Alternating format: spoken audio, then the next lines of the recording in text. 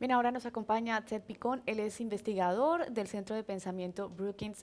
Thank you very much for staying with us. Thank you.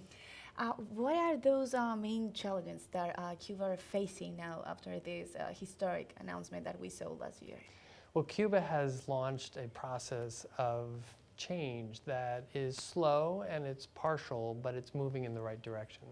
There are many challenges, but to start with some of the positives, I think the changes they've made in the private sector to allow Cubans to open their own businesses, allowing them to form cooperatives, this is generating new jobs, new hope for the future.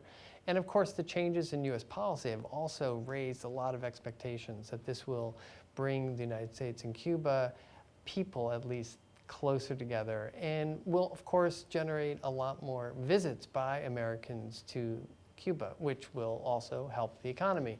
So those that are in the tourism sector, for example, are already benefiting from the changes in U.S. policy, and the Cuban policy is encouraging this to grow, and that's on the positive side. There are many challenges ahead. One is in the foreign investment. They have opened up new possibilities for foreign investors, but there's still a lot of caution on the part of foreign companies because Cuba controls the labor flow. So you have to go through Cuban state to hire workers, to fire workers, and that is giving a lot of pause. They also have a major challenge with their currency system. They have two currencies, and it creates a lot of distortions in the economy.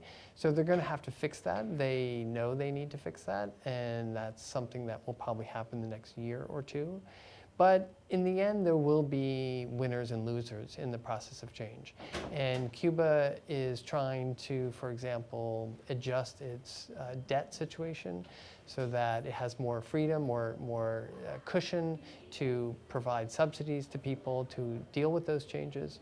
But it's going to be slow, and it's going to be bumpy, and it's going to be difficult.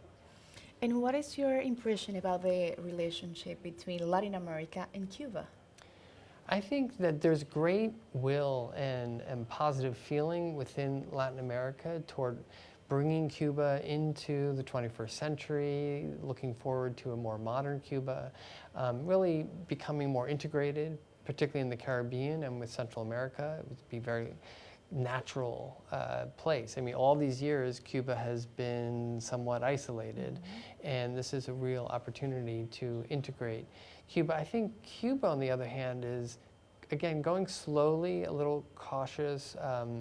The Andean, the CUF, of course, has beginning a new relationship with the government of technical assistance. That's very important.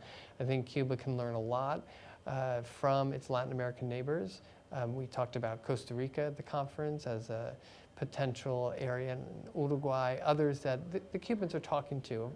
The Brazilians have also played a very important role in Cuba over the last several years, providing investment dollars, construction, infrastructure investments that are really having a tangible effect. But much more can be done. Thank you very much for your time. Thank you. Bien, y seguimos más adelante con entrevistas de los líderes que hacen parte de esta conferencia anual CAF.